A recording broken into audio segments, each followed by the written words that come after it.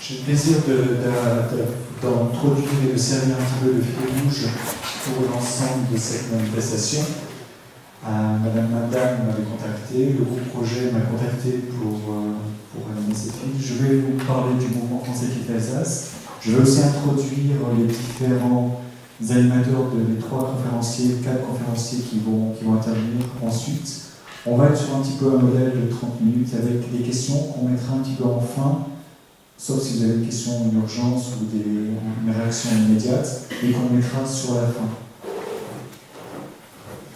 De manière très succincte,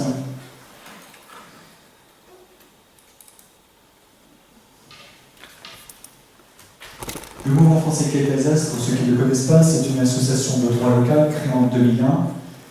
On regroupe des professionnels et managers sur la thématique de la qualité, plus que ça, qualité, sécurité, environnement, développement durable. On est sur des démarches globales. L'idée, c'est de partager l'information, partager la connaissance. On travaille ensemble pour partager des techniques, du savoir, des questions. Autour de ça, il y a 2 clubs aujourd'hui qui fonctionnent. Le club Laboratoire S7 sur l'accréditation.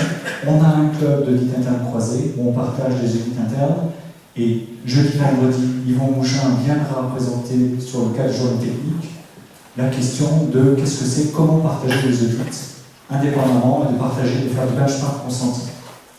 Et puis, en novembre, pour ceux qui sont intéressés et ceux qui en ont envie, vous avez des suggestions, adressez-nous vos questions pour qu'au mois de novembre, on construise un mois de la qualité de la performance, c'est-à-dire des thématiques qu'on aborde sur toute l'Alsace, dans les entreprises qui nous reçoivent, avec des consultants, avec des informations et on partage. Et là, c'est besoin de vous. Et puis,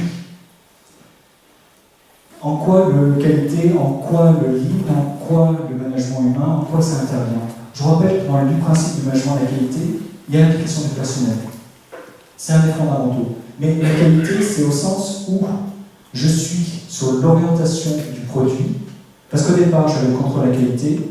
À un moment, je me suis intéressé à la maîtrise de la qualité, et c'est une pré-marche avant quelque chose qui s'appelle la qualité totale, peut-être un mot de qualité globale, qui prend en compte toutes les parties prenantes, aussi bien le client pour lequel on travaille, avec les équipes pour lesquelles on travaille, qui sont notre capital humain, qui sont la connaissance, le socle de nos organisations, et dans un contexte soit social, sociétal, dans un environnement sur lequel il faut qu'on prenne en compte. La notion de système management intégré, QSE, qualité, sécurité, environnement, prend son sens. On est dans un environnement complexe avec nos équipes. Pour qu'elles adhèrent, parce que derrière cette notion de qualité, c'est orienté vers le client, mais avec qui? Avec les professionnels avec lesquels on travaille. Et puis on est contraint par rapport aux enjeux économiques. Et là, vous avez la notion de qualité de coût délai qui apparaît. On n'aura pas des dépenses infinies, que ce soit en secteur industriel ou service, que ce soit en public ou en privé. On est toujours dans cette même logique. Et le lean. Mais le lean, je vous donne juste une maison, la maison de lean, mais les professionnels qui vont intervenir vont le décliner bien mieux que moi. Bien sûr qu'on tombe sur une approche qui s'intéresse sur la notion de valeur, sur la notion de recherche du gaspillage, les MOUDA. Est-ce que c'est pas uniquement des mots? Non, c'est derrière une réflexion, une philosophie. MOUDA, c'est du japonais pour dire chasser le gaspillage. C'est quand même dans une logique c'est du néo-taylorisme, bien sûr, c'est du juste à temps. C'est une réflexion sur le flux tiré, pas non plus flux poussé. On va en parler. Mais au centre de ça, il y a l'homme, l'individu, le groupe, la culture de l'entreprise. Et le lien, direz-vous, entre la qualité et le lean.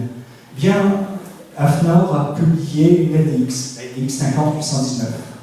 Je vous renvoie à un lien qui est l'Université technique de Compiègne, un master qualité, information, qui propose un outil très simple, intéressant, d'une évaluation, d'une auto-évaluation de quels sont les liens que l'on peut faire entre une approche lean et une approche qualité. Parce que derrière ça, on retrouve un concept qui est la notion de qualité rentable. Je rappelle que qualité, c'est qualité, coût, sécurité, qualité, coût, délai. Faire en étant au moins efficace. Plus que ça, efficient. Parce que nos moyens sont contraints. Et chasser le gaspillage, ça veut dire réfléchir de ce que l'on dépense inutilement parce que ça ne sert à rien. C'est du temps, c'est ce qu'on appelle la valeur non ajoutée. C'est le coût de la non-qualité peut-être. Le coût sur la sécurité, sur les accidents. On va le retrouver. Mais derrière ça, on en parlera peut-être, on verra un peu à la fin, mais ce n'est pas uniquement les ressources qui vont être une variable d'ajustement et comprendre que la qualité ou la démarche lean, rendre maigre l'organisation, ça veut dire chasser la non-valeur ajoutée, considérer que les hommes sont des variables d'ajustement, c'est pas ça. C'est pas ça. C'est apporter, se servir de l'intelligence de nos équipes pour faire mieux que ce qu'elles font, pour qu'elles nous apprennent, parce qu'on apprend de nos équipes, on en a besoin. Et à un moment donné, on va donc travailler sur cette qualité rentable, de ce qui est spécifié, les E9001, de ce qui doit être fait, le lean. Mais tout ça, pour moi, ça s'intègre dans un chapeau commun, qualité management, la TQM. On en parlera, parce que là, vous retrouvez un petit peu tout dans son tout. On retrouve le lean manufacturing, on retrouve la notion de supply chain, la notion de logistique, on retrouve le zéro défaut, le Six Sigma, on va retrouver tout un tas de concepts qui vont être dans une approche globale du tout dans son tout. Quand vous travaillez avec les équipes, vous avez la notion derrière de l'EFQM qui nous permet de retrouver le leadership. Parce qu'une organisation, je crois que nos intervenants vont bien dire, nos organisations ont un chef qui décide, qui donne le sens. On le suit. C'est lui qui est la valeur, qui est l'exemplarité dans nos organisations.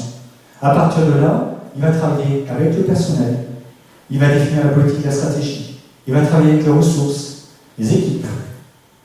Le processus, c'est un des fondamentaux de nos organisations. Réfléchir en termes de valeur ajoutée, de value stream map. On a des outils qu'on retrouve dans le lean qui sont un peu la même logique que l'on retrouve dans la démarche qualité, l'approche processus. Pendant de nos actions, comment est-ce que nos équipes sont satisfaites? Est-ce qu'elles sont motivées? Pas n'importe comment. Est-ce qu'elles adhèrent? Pas uniquement avec une valeur de salaire, ça ne sert à rien, c'est une one shot. C'est comment j'implique parce que j'y crois. Comment je satisfais mes clients? Parce qu'une organisation sans clients est une organisation qui n'a pas de sens. Nous sommes tous avec nos clients, qu'ils soient patients, qu'ils soient industrie, qu'ils soient de service ou industrie, on a des clients qui font vivre nos organisations. Et on s'intègre dans un environnement social, la responsabilité, l'entourage, la logique de carbone. C'est du sens qui est qu'à un moment, ça sera des questions d'économie. Et on n'oublie jamais qu'on a des résultats à mettre en face. Il faut que l'organisation soit performante, de plus en plus efficiente.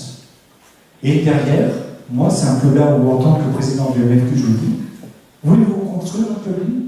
Pourquoi pas? Mais là, merci Clotilde. Oui, dites-vous. Et là, maintenant, je passe la main aux interlocuteurs.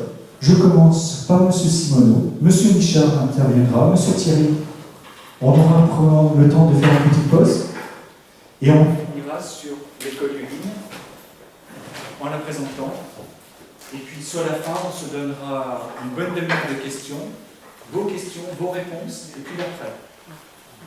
Merci.